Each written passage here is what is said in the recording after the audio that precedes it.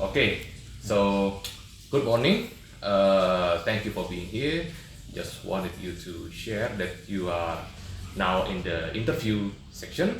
Yeah.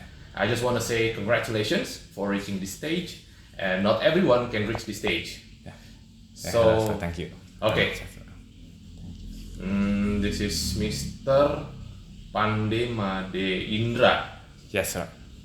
How should I call you? Pande, Made, or Indra? You can call me Pande. Pande. Yeah. Okay. Pande from Bali. Yeah. Okay. Okay. Pande, please tell me a brief about yourself, what you are currently doing, and what's your plan. Okay. Okay. Thank you very much, sir. My name is Pande. I graduated from Accounting Program University of Indonesia in 2018 with cum laude degree. Currently, I have more than 6 years of experience working in the finance and accounting background. And I'm currently applying to the MBA program in HEC Paris, Erasmus University Rotterdam, and also University of Melbourne, with the condition that I am currently applying to HEC Paris and already got the unconditional LOA from the Erasmus University Rotterdam. Apart from my formal education and professional experience, I also do a lot of self-development activities, such as joining organizations and event committees, taking certification exams, and also doing volunteering activities. Okay. Okay. Thank you, Pande.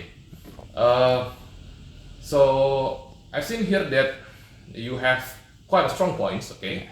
One of it is to able to negotiate with multiple stakeholders, but yet at the same time I saw that you have weakness such as you're not that easy to say no to people, right? It's hard for you to reject, so it's going to take longer for you to work. And but it's kind of contrary, right? Like, how do you say that you're quite able to negotiate, but at the same time it's quite hard for you to say no? Can you please elaborate? Okay, thank you, sir, for the question. So regarding that aspect, what I am trying to say when I am good at negotiating with multiple stakeholders is that currently in the CIMB Niaga, I have to deal with multiple business units and also other departments, which requires a lot of interactions and sometimes different targets, right? But I usually negotiate related to that. We have to get to the total bank-wide target first, and once we aim for that total target, then we break down each of the department's target. How can we achieve each of these departments' target? And if it's not possible to achieve all of them, how to make at least each of the targets are not as bad as like if it is not being coordinated. You know what I'm trying to say is like department A wants this aspect high, but it becomes a bad thing for department B and so on. And I have to be there to make sure it's like aligned and equal. When I'm trying to say but I'm not really good at saying no, it's actually because it's not about that kind of context, but usually in other things, such as when I am going to do a work and somebody else asks me for my help, it's or maybe I think I see something, an issue that I think I know the background of that, despite I am not the main problem, but I know. Sometimes other people in my team are reluctant to help, but me, despite still having a lot of things on my hand, I am also willing to help them. So it turns out that I will have to spend much longer time to finishing all my work and that issue. Okay. Okay, thank you, Pandi. Regarding that, I also see that you have not that you can proud of experience or achievement, such as you get a bad score when you have CIMA, Chartered Institute of Management Accountant operational case study, right? Yes. You said that you've studied hard enough I think, and it's reflected to where you work right now. But you said that you got a bad score, and what's that? Okay, regarding that experience, actually, if you're asking me why I am getting the score that bad, um, the scoring criteria is not really transparent to me as the test taker. But what can I reflect from what I am doing in the test is like I may not put the answers in quite a lot of details because I am quite a straightforward person, and some of the questions are like theoretical and having to explain lots of things. Like I can explain the core of the thing that is asked and maybe the example, but it's not. But maybe other people who can get it a good score, they can like quote several paragraphs while I can only write one paragraph. Okay, I think that's the issue. Oh, okay, okay, okay. Okay, Pande. And now let's talk about your universities. Yeah, I see that you're staying HEC Paris, Rotterdam, and Melbourne. Yep. Right.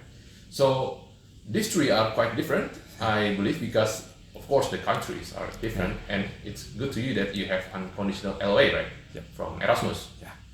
Okay, so in my opinion, maybe you're going around towards to the Netherlands, to Erasmus instead of the other two, because you already got the LOA, or you're also applying also for the other two. Okay. And of course, and like, why those countries matters? Like, why Paris, why Netherlands, and why the Melbourne? Okay, so my thank you, sir. So my actual plan right now is actually to still focus on my first choice, which is HEC Paris, Okay. which I'm currently already in the application process because that's my first choice, my first priority, and definitely from the curriculum and also from the rankings, HEC Paris is much more higher than the Erasmus. Okay.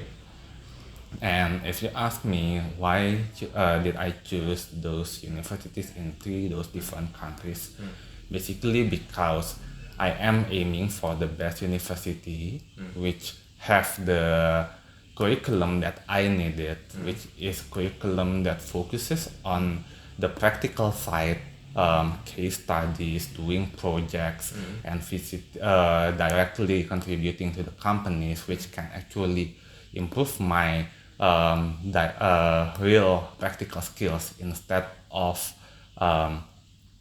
like more theoretical skills. And I believe that these campuses actually are really the best. Like HEC Paris is the best in the France, Erasmus is the best in the Netherlands, and University of Melbourne is the best in Australia. Those countries also I see have lots of similarities in Indonesia, where the micro, small, medium enterprises also contributed a lot to the economics as well. They contributed significantly to the GDP and also contributed more than half of the workforce.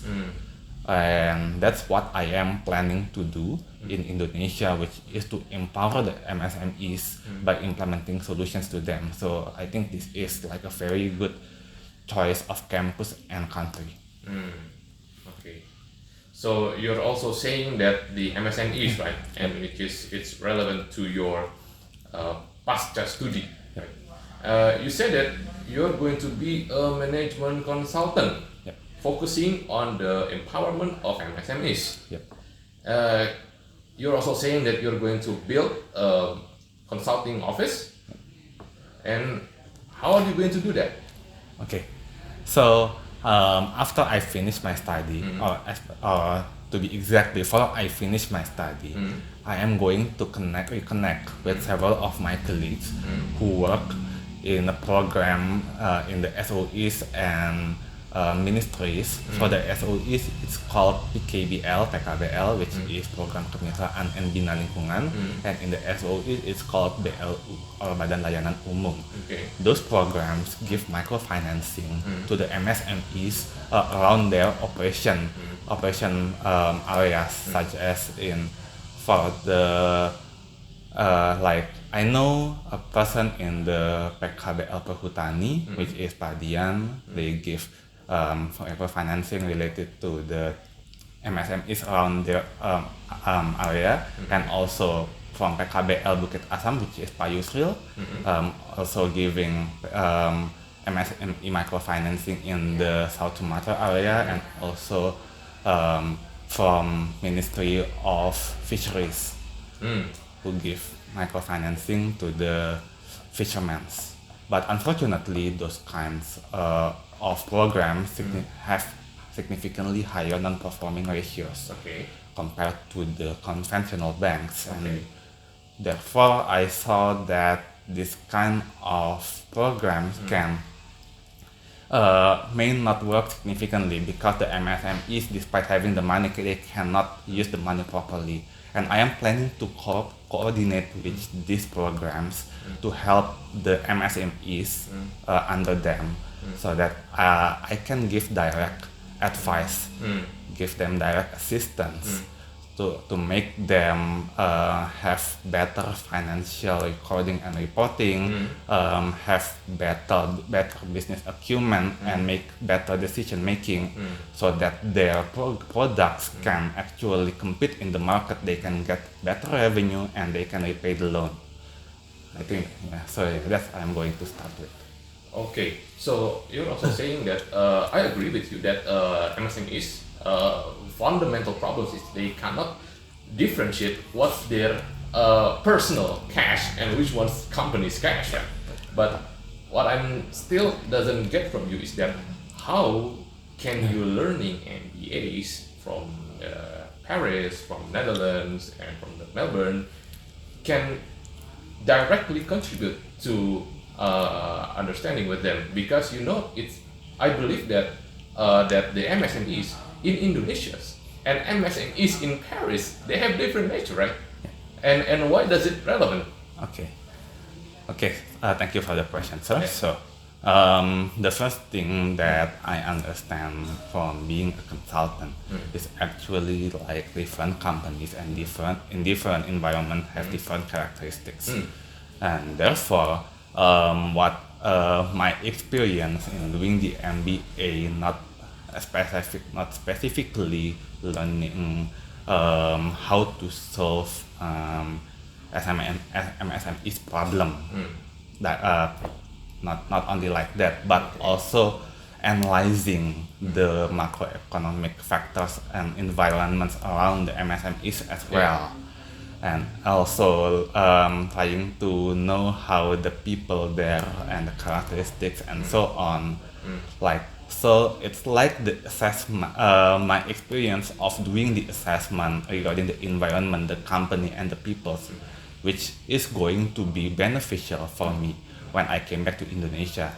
And that is I can really use that MBA experience, because in the MBA, such as in HEC Paris, they have like 3 capstone projects which all related to the solving problems in the companies, and also they also have consulting organizations that we give pro bono solutions to the MSMEs, and also they also have like elective project which is called Creative Destruction Lab, which actually like learning how to escalate companies' performance.